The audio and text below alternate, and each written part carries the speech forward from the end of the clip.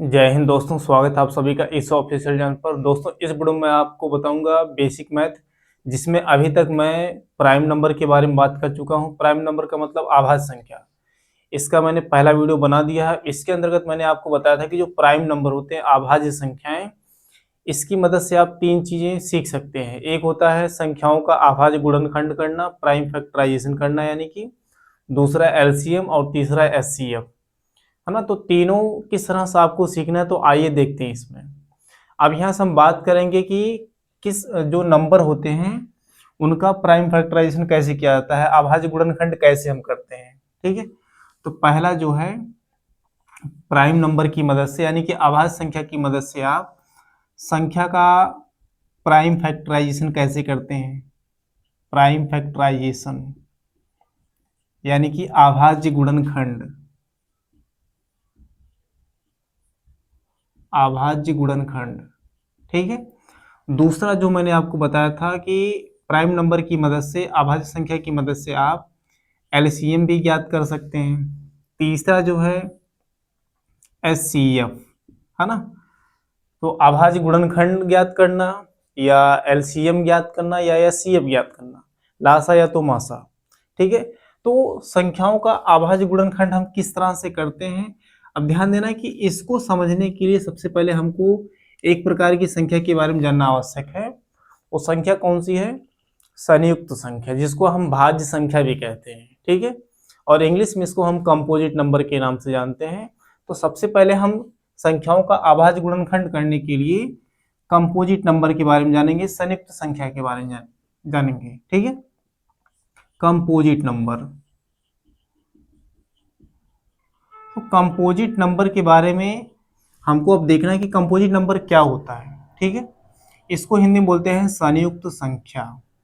संयुक्त या तो आप इसको कहेंगे भाज्य संख्या। ठीक है, तो सबसे पहले हम इसकी परिभाषा जानेंगे कि इसका परिभाषा क्या है। तो दोस्तों, जो संयुक्त संख्या होती है, ये ऐसी संख्याएं होती हैं, ऐसी संख्याएं जो एक और स्वयं के विभाजित होने के अलावा, विभाजित होने के अलावा किसी अन्य संख्या से, अन्य संख्या से भी विभाजित होती है।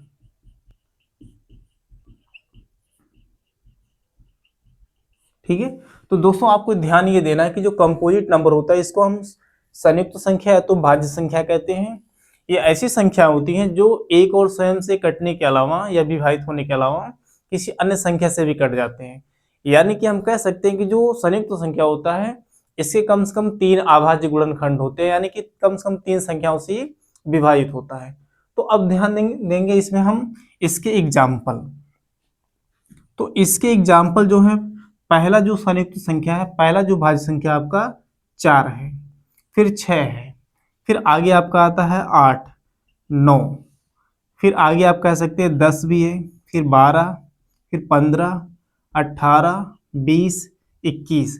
तो आप थोड़ा माइंड लगाइए कि जो 4 है, ये 4 ऐसा पहला जो नंबर है, ये फर्स्ट कंपोजिट नंबर है। और ये जितनी भी संख्याएं इसमें हैं, चाहे 4 हो, चाहे 6, 8, जितनी भी संख्या आप देख रहे हैं, ये कम से कम तीन संख्याओं से ये विभाजित होगा। ठीक है, तो अब ये ध्यान देना कि इन संख्याओं का ही हम क्या करते हैं, अभाज्य गुणनखंड कर सकते हैं। ऐसी संख्याएं हो, चाहे आप किसी भी प्रकार की संख्या देखो, जो कम से कम तीन संख्याओं से कट सके। ठीक है, तो 4 ऐसा नंबर है, ये भी तीन संख्या से कट सकता है। 4 जो है आप कह सकते हो 1 से भी विभाजित होगा, 2 से भी विभाजित होगा, और स्वयं से भी हो जाएगा।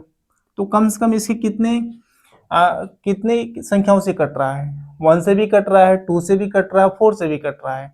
तो भाज्य संख्याएं क्या होती हैं दोस्तों? जो एक और स्वयं से कटने के अलावा किसी अन्य संख्या से भी कट जाए।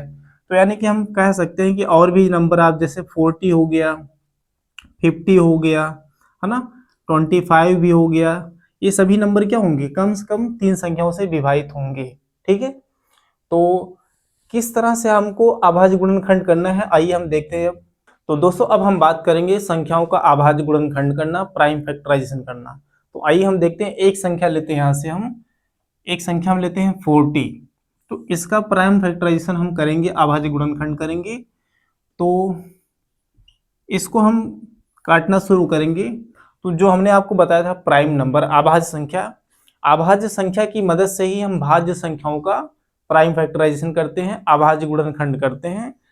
ठीक है, तो अभाज्य संख्या कौन सी पहली है, 2 है, तो आप 2 से काटेंगे इसको। तो 2 से जब आप काटेंगे तो 20 हो गई, फिर 2 से काटेंगे तो ये 10 आ जाएगा, फिर 2 से काटेंगे तो 5 आ जाएगा, फिर आप 5 से काट देंगे। तो आप देख रहे हैं ना यहाँ पे कि जो ये 2 है और 5 एक ऐसी संख्याएं हैं, अभाज्य संख्याएं हैं, प्राइम नंबर्स हैं। ठीक है, तो प्राइम नंबर की मदद से ही हम क्या करते हैं दोस्तों, संख्याओं का अभाज्य गुणनखंड करते हैं, प्राइम फैक्टराइजेशन करते हैं। ठीक है, तो दोस्तों इस वीडियो में इतना ही है। आगे हम अगले वीडियो में एलसीएम और एचसीएफ के बारे में बात करेंगे।